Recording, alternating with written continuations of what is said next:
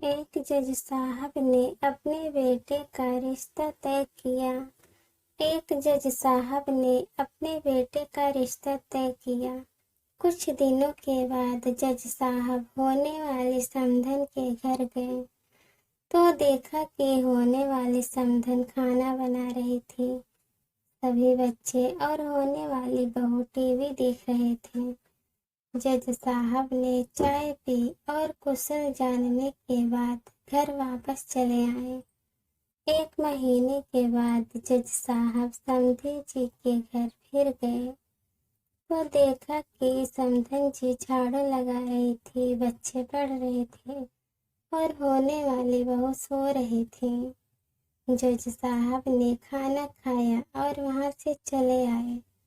कुछ दिन बाद जज साहब किसी काम से फिर होने वाली समधन जी के घर गए।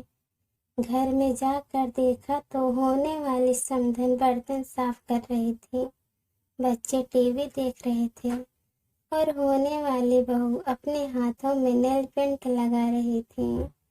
जज साहब ने घर आकर बहुत सोच विचार कर लड़की वालों के यहाँ खबर पहुँचाई कि हमें ये रिश्ता मंजूर नहीं है।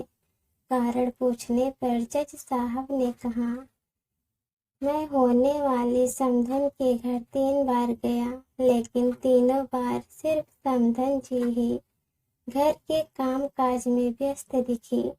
एक बार भी मुझे होने वाली बहू घर के काम काज करते हुए नहीं दिखी। जो बेटी अपनी सगी माँ को हर समय काम में व्यस्त पाकर के भी मदद करने का न सोचे, उम्र में बड़ी माँ से कम उम्र की जवान होकर भी स्वयं की माँ का हाथ बटाने का जज्बा न रखे, वो किसी और की माँ और किसी अपरिचित परिवार के बारे में क्या सोचेगी। मुझे अपने बेटे के लिए एक बहू की आवश्यकता है, किसी गुलदस्ते की नहीं जो किसी फ्लावर पॉट में सजाया जाए। इसलिए सभी माता पिता को चाहिए कि वे इन छोटी छोटी बातों पर अवश्य ध्यान दें। बेटी कितनी भी प्यारी क्यों न हो, उससे घर का काम काज अवश्य कराना चाहिए। समय समय पर डांटना भी चाहिए, जिससे ससुराल में ज्यादा काम पड़ने या डांट पड़ने पर उसके द्वारा गलत करने की कोशिश न की जाए।